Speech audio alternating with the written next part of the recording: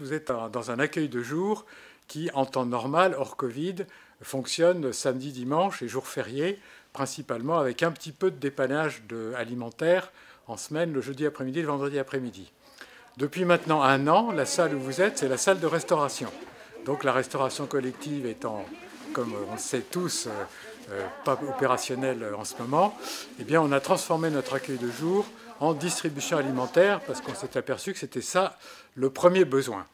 Donc cette distribution alimentaire, là maintenant, depuis 1 an, elle fonctionne le jeudi matin, le vendredi matin et le samedi matin, de 9h30 à 13h, de façon à ce qu'avec les bus, on puisse avoir le maximum de personnes.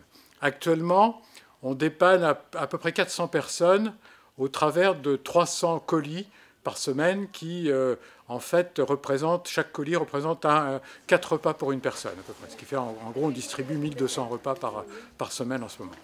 Plus, les gens qui le souhaitent peuvent utiliser les douches, ainsi que faire du lavage de linge, machine à laver, sèche-linge. Du fait de la crise sanitaire, en fait, on voit qu'il y a un nouveau public qui fréquente l'association. C'est notamment tout ce qui est les familles qu'on avait avant, mais qu'on avait peu. Et en fait, par rapport à ce qui se passe actuellement, tout ce qui est, c'était des personnes donc, qui avaient des contrats intérim, des contrats CDD, qui malheureusement n'ont pas été renouvelés.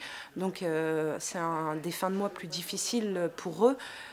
Et c'est là le public qu'on voit actuellement à la halte en fait.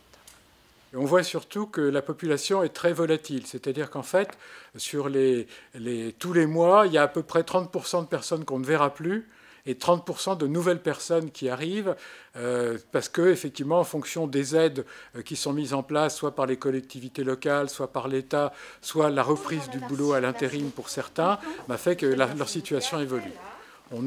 Par contre, on a une trentaine d'étudiants qui nous visitent toutes les semaines, et cette trentaine, c'est surtout des étudiants non boursiers étrangers pour qui alors ne pas avoir le petit boulot qui leur permettait de vivre était absolument indispensable. Et là, ils viennent chez nous en complément d'Agorae et d'autres structures de distribution pour les étudiants.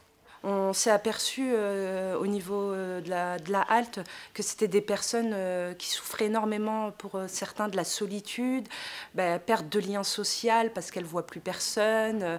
Et le fait de venir ici à la halte, ne serait-ce que pour une aide alimentaire, ça leur permet aussi de voir un peu de personnes, de discuter un petit peu, parce que malheureusement, on ne peut plus, entre guillemets, discuter comme on pouvait le faire avant, parce qu'avec tout ce qu'on nous recommande, les distanciations, ces choses-là. Et c'est vrai que c'est des personnes, on voit bien que psychiquement, elles souffrent. La halte canine, c'est un service de la halte accueil et qui permet aux personnes, aux minima sociaux propriétaires de chiens, de se faire hospitaliser et de confier leurs chiens pendant leur hospitalisation à des familles d'accueil bénévoles.